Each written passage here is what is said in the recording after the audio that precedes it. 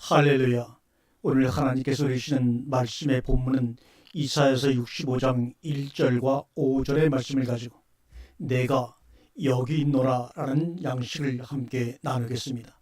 먼저 본문을 읽겠습니다. 나는 나를 구하지 아니하던 자에게 물음을 받았으며 나를 찾지 아니하던 자에게 찾아냄이 되었으며 내 이름을 부르지 아니하던 나라에게 내가 여기 있노라 하였노라. 내가 종일 손을 펴서 자기 생각을 쫓아 불선한 길을 행하는 패역한 백성들을 불렀나니 이런 자들은 내 코에 연기요 종일 타는 불이로다. 이 말씀을 봉독하면서 키에르케고라는 철학자의 얘기가 생각이 났습니다.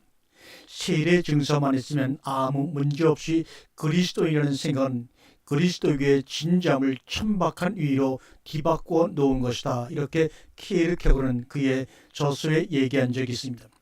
위의 말은 그 시대 기독교 이단자요 오늘날 우리에게는 실존 철학자로 잘 알려진 키에르케고르의 말입니다. 오늘날 우리 시대는 어떠합니까? 대중들의 잡담과 수다스러움 속에 기독교 또함이 아무런 생각도 없이 함부로 논의되고 있는 시대는 아닌지, 진리는 바로 이러한 무책임한 발언들 속에 매몰되고 질식당하고 있습니다. 도무지 진지함이란 찾아보기 힘든 시대가 되었습니다. 다만 판을 치는 것이라고는 환상이니 신비니 방언이니 치유는 이상 야릇한 중조적 용어들이 대중적 기독교인들의 인기 품목이며 신앙을 지배하고 있습니다. 이것은 어느 시대를 막론하고 일상인들의 삶의 양태요 새삼스러울 게 없는 것이기도 합니다. 모든 사회가 마찬가지듯이 기독교에도 온통 조직과 무슨 협회니 교단이니 연합회니 등이 유행입니다. 도무지 자기의 이익을 도모하고 기득권이 침해받지 않기 위한 세력 형성, 그 속에 함몰되어 버린 개인의 삶, 그래서 모든 개인들은 그런 협회 혹은 교단, 교회의 일원이 되지 않으면 불안하고 마음을 놓을 수 없게 됩니다. 사람들은 저마다 분주하고 바쁘게 하루하루 시간들을 잡아먹습니다. 거기에는 진리가 없습니다. 말씀을 무슨 협회니 교단이니 장로교니 감리교니 무슨 파라는 곳에는 거하지 않습니다. 진리가 자리할 터전은 그러한 곳에 마련되어 있지를 않습니다. 교회란 무엇입니까? 오늘날 교회 역시 그 의미하는 바와는 전혀 상관없이 이미 하나의 조직이 되어버린 지 오래입니다. 개인들의 모임이요 몸이 아니라 도리어 개인들은 상실된 지 오래고 다만 조직적 움직임만 있고 효율적인 관리와 운영을 위한 조직관리에 모든 교회들이 혈안이 되어 있습니다. 물론 모든 교회들이 다 그런 것은 아닐 테지만 그것이 현저한 것은 흔히 보게 되는 주보를 보면 잘 알 수가 있습니다. 통계란과 각종 모임의 명단들, 그리고 무슨 해들이 그렇게 많은가. 모임의 일원이 되지 못하면 안식을 누리지 못하고 소외감과 허전함을 면할 수가 없게끔 만들어져 있습니다. 그래서 회원에 가입하고 각종 회원권들이 교회 밖에서나 교회 안에서 유행입니다. 소속감을 통해서 연대의식과 기속의식을 갖게 하고 위안을 얻게 됩니다. 모든 불안이 잠시 없어지는 듯 합니다. 개인의 불안을 조직 속에 살짝 숨겨놓고 안도를 하고 있는 것입니다. 조직은 개인을 이용하고 박탈하지만 개인은 조직을 이용하고 또한 그 속에 자신을 꽁꽁 숨겨놓습니다. 이것을 두고 누이도 좋고 매부도 좋다고 하는 말인가요? 그러나 그것이 당신 자신을 구원해 줄 것이라고 생각을 진정하십니까? 조직에 비대해지면 조직은 있고 개인은 이제 설살 말살됩니다. 개인을 위해서 조직이 존재하는 것이 아니라 조직을 위해서 개인이 매몰되고 희생이 되는 것입니다. 어느덧 개인의 독특성과 고유성은 도무지 필요 없게 됩니다. 다만 맡은 부분에서 철저히 자기 할 일만 잘하기만 하면 전체는 잘 돌아가게 되어 있는 것이 조직입니다. 분업화되어 있는 공장 자동화 시스템의 부속품이 되어버리고 맙니다. 인간이 하나의 부속품으로 전락하고도 전체 조직이 생산해내는 외부로 나타나 보이는 어떤 것들로 인해서 우리는 환호성을 지르고 있습니다. 마치 내가 해낸 것과 다름없어 보이기 때문이요. 그것은 동시에 나로 비춰지기 때문입니다. 그래서 흐뭇해하며 또다시 자기 분업에 충성하고 게으름을 극복할 수 있는 것입니다. 그런데 그러고 있는 동안은 열심히 섞고 있는 것을 왜 모르고 계십니까? 그것이 어디 내가 한 일인가? 혹 그러한 일을 해내었다고 해서 내게 무슨 이익이 있는가? 잠시 전체 조직의 심해에 대해서 놀랄 수 있을지는 몰라도 그것과 나와 무슨 상관이 있습니까? 인간은 부속품이 아닙니다. 유기적인 전체성 속에서 완전한 개인일 뿐입니다. 개인이 말살되거나 매몰될 수는 없습니다. 그러나 조직은 개인을 살지 못하게 합니다. 개인의 창의성이라는 것은 것을 살려준다는 것도 조직이 요구하는 창의성이요, 조직을 위한 창의성이기에 여전히 마찬가지입니다. 때문에 자유라고 하는 것은 무엇으로부터의 자유인 것이 분명합니다. 그러나 동시에 그것은 무엇으로의 자유라고 할 수가 있는데 그것은 존재적 자유라고 표현할 수가 있겠습니다. 존재적 자유란 다른 말로 말하면 인간의 본래적 자기 모습의 회복이라고 할 수 있을 것입니다. 본래적 자기 모습이라는 것이 무엇입니까? 스스로 계신 하나님의 형상을 회복하는 것입니다. 회복이라는 표현은 잊었던 것을 찾는다는 의미보다는 하나님의 의도대로 본래 목적대로 새롭게 빚어지는 것을 말합니다. 그래서 회복이라는 말보다는 도리어 구원이라는 말이 적절할 것입니다. 그런 속에서 자유의 어떠함이 진정 주어지는 것입니다. 그래서 무엇인가에 의해서 안식을 누릴 수 있거나 어떤 조직을 통해서만 비로소 발을 뻗을 수 있는 그런 제약적 속성에서 벗어날 수 있는 것은 자유로 한 발짝 내디딤이요 시작이라고 할 수가 있겠습니다. 소속되지 않으면 불안해서 살 수 없는 속성으로부터의 자유, 가족이라는 단위로부터의 자유, 그러한 자유를 갖고 있는 자만이 도리어 진정한 가족의 구성원이 될 수 있으며 교회 자체가 되고 몸을 이루어 나갈 수가 있습니다. 그러나 교회 조직의 특성에 자신을 들여놓고서 인식하고 있다면 교회라는 사회단체의 하늘으로서 해온된 지위와 만족감을 갖게 될지는 몰라도 거기에서 진정한 교회 몸을 이루어 나갈 수는 없습니다. 그래서 교회는 이제 순서를 뒤바꿔야 합니다. 조직을 위해서, 교회 부흥을 위해서, 교회 건축을 위해서 개인이 존재하는 것이 아니라 개인의 개인됨을 위해서 전체가 있고 조직이 있어야 합니다. 그러나 이것은 한낱 이론이요 명분뿐입니다. 모든 조직들이 사실은 그러한 것을 표방하고 있습니다. 조직을 위해 조직이 존재한다고 하는 조직은 하나도 없기 때문입니다. 다만 조직이 되면 이미 조직은 그 조직의 성격이 그러하기 때문에 어느덧 자신의 속성대로 구성을 움직여 나가게 되어 있는 것입니다. 어느덧 그래서 개인은 존재치 않게 되는 것입니다.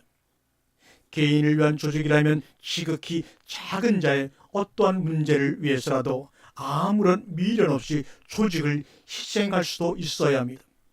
그것만이 개인을 위한 진정한 조직이라고 할 수 있을 터이니 말입니다. 그러나 대부분 그러한 극단적인 경우를 당할 때 보면 그 구성원이 희생되지 조직이 희생되고 있는 것은 별로 본 적이 없을 것입니다. 스스로 조직의 조직됨이 허술하여 조직이 와해되는 경우는 있어도 소수의 개인 때문에 조직이 희생되는 경우는 별로 없어 보입니다. 주기적으로 교회 구성원은 바뀌어도 교회는 남아 있습니다. 교회라는 곳이 그런 곳인가? 그것은 개인을 위한 것이 아니고 이념과 조직만이 중시되고 있는 까닭입니다. 종교적 이념들에 의해서 개인이 지금 농락당하고 있는 것입니다. 진리는 그러한 다수 속에 있거나 조직 속에 머물지 않습니다. 그곳에서 진리는 질식당하고 숨막히며 살인당합니다. 고할 터전을 마련하지 못하고 거리를 방황하고 있는 것입니다. 대낮에 등불을 들고 거리를 다니던 한 철인이 있었다더니 이렇게 폭렬을 구구하는 종교 천국시대이지만 암흑 속에 있는 오늘날입니다. 반딧불이라도 켜들고 광화문 네거리에 걸어 다녀야 할 판이 되고 말았습니다. 인간은 그저 그렇게 살아갑니다. 시집가고 장가가고 소도 팔고 밭도 사고 교회도 가고 헌금도 하고 쇼핑도 하면서 생명과 진리니 하는 것도 일용품의 하나로 가끔씩 입에 올려보고 충성이니 봉사하는 것을 열을 내기도 하면서 그렇게 오늘도 살아갑니다. 형제나 부모가 죽으면 한바탕 곡을 해대고 땅에 묻으면서 한 번쯤 죽음이라는 것을 생각해 보기도 합니다. 끔찍한 일을 당하면 가슴을 찌어 뜯어보기도 합니다. 자녀들이 좋은 성적을 받아보고 기뻐하기도 합니다. 이것이 인간의 일생인가? 이 속에서 참인 어떤 것이 운신할 수 있는 자리가 있겠는가?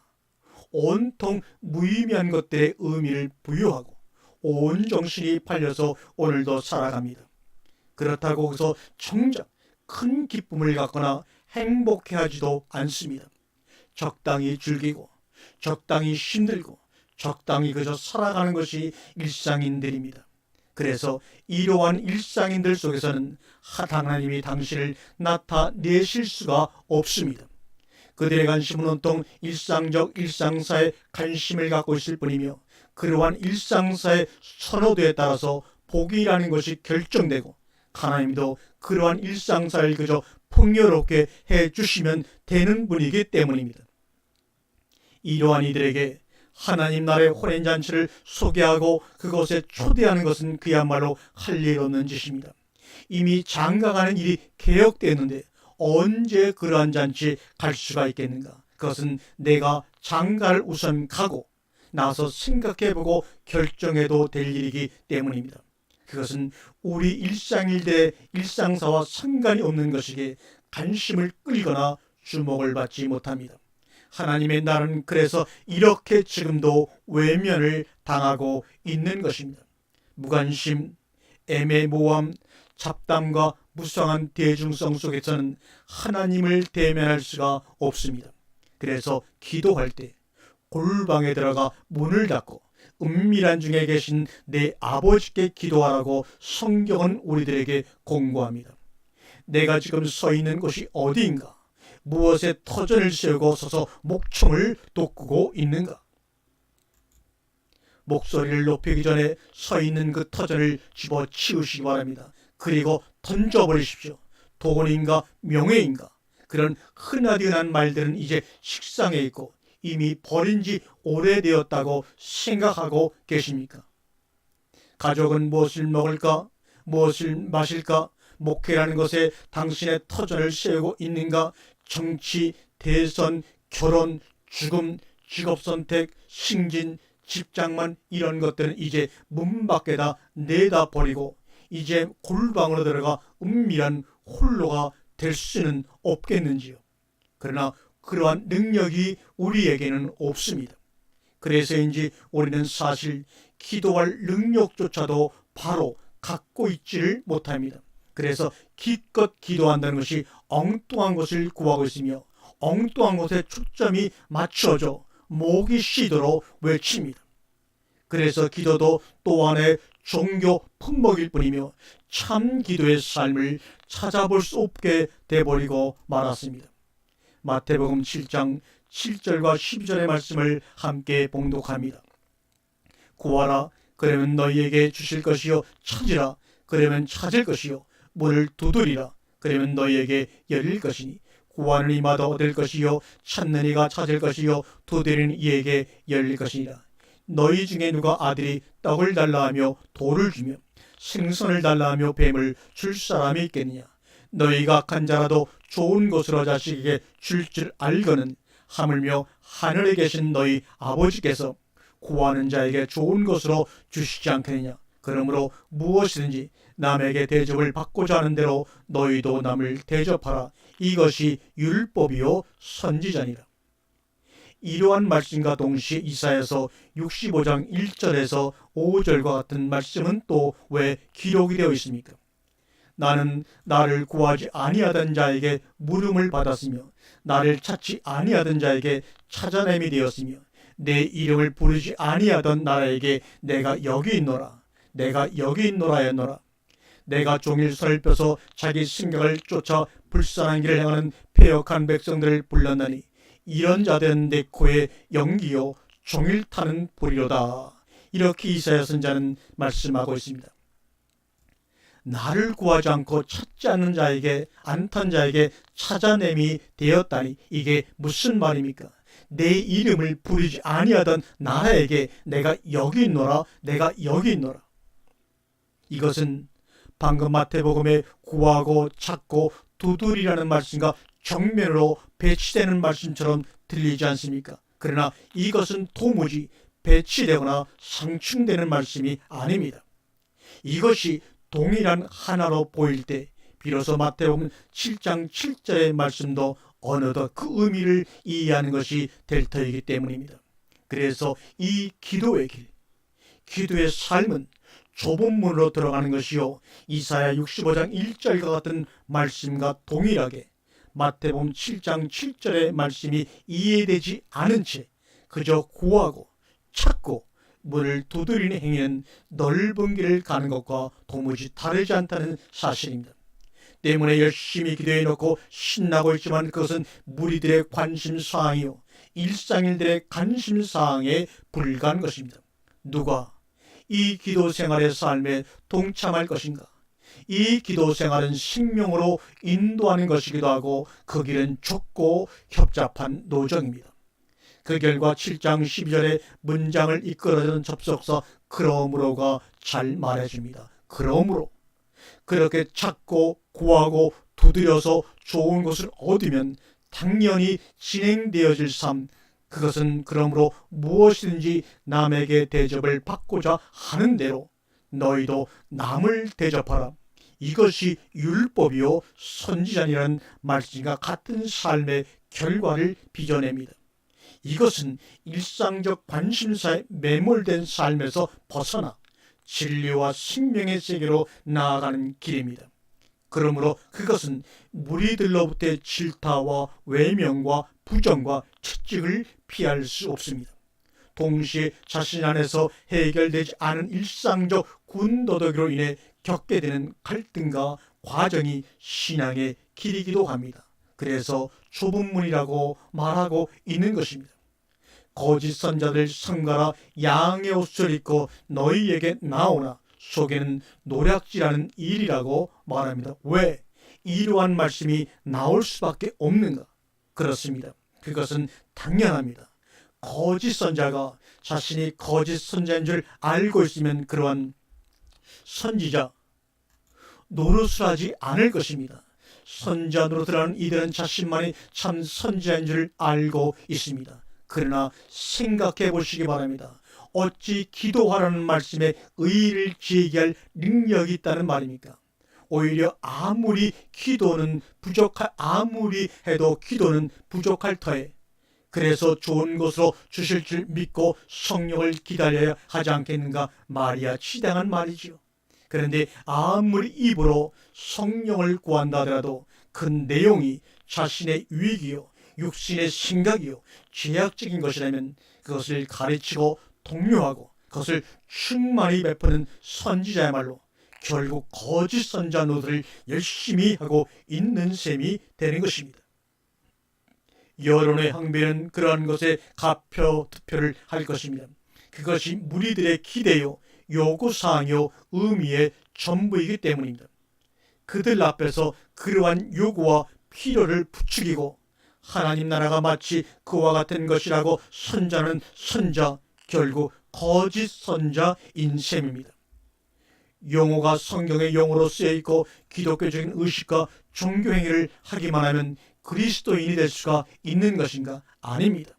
세례를 받기만 하면 그리스도인이 되고 그렇게 열심히 기도 생활이라는 것을 자기 생각에 이끌려서 하기만 하고 그것을 가르치기만 하면 그리스도인이요 선자인가? 아닙니다. 온통 하나님의 이름을 빌어다가 자신의 유익만을 도모하기 때문에 그 속에는 노략질하는 이의가 들어있는 셈이요 그것이 열매요 그들의 삶입니다.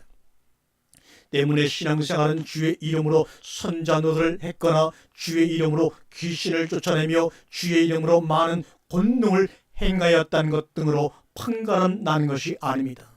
동시에 그러한 것이 성경에서 말하는 열매가 아니라는 것도 당연합니다. 사람들은 곧잘 그러한 것들이 하나님에게 영광을 돌리는 것이요 대단한 관심거리이며 신앙생활의 전부인 양 생각을 합니다. 그리고 대부분 그러한 것을 간증합니다. 그런 것을 통해 사람들은 하나님께 영광을 돌린다고 합니다. 도무지 그러한 것들은 열매도 아닐 뿐더러 그것으로 신앙생활의 진정성 여부가 판가름 나는 것이 아닌데도 말입니다. 그렇게 열심히 선자 노릇을 하였다 하더라도 나타나는 현상이 아무리 그럴다고 번지려도 다만 거짓 선지자요 내가 너희를 도무지 알지 못하니 불법을 행하는 자들아 내게서 떠나라는 책망밖에는 들을 것이 없습니다.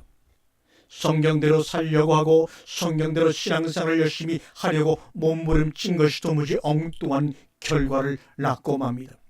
겉에 나타난 껍데기를 가지고서만 순종한다거나 돌비에 새겨져 있는 것만을 바라본다면 그것은 아무리 잘하였다 해도 불법입니다. 물론 돌비의 의미로는 불법이 아닙니다. 그것은 돌비의 기준이요 돌비의 가치관일 뿐입니다. 그러나 그것을 완벽하게 지켰다 하더라도 하나님 앞에서는 불법입니다. 신비의 말씀에 비추어 볼 때 그것은 도무지 참 형상이 아닌 없어져야 할 허상을 붙잡고 있기 때문입니다.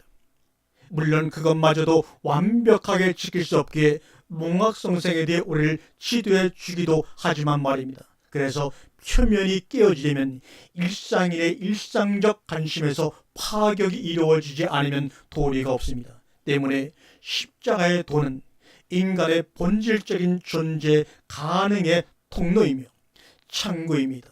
그러한 죽음을 통해서만 자기 자신의 본질로 나아갈 수가 있습니다. 하나님이 본래 계획했던 그 본래적 인간으로 끊임없이 구원을 이루어 가는 것입니다. 아멘.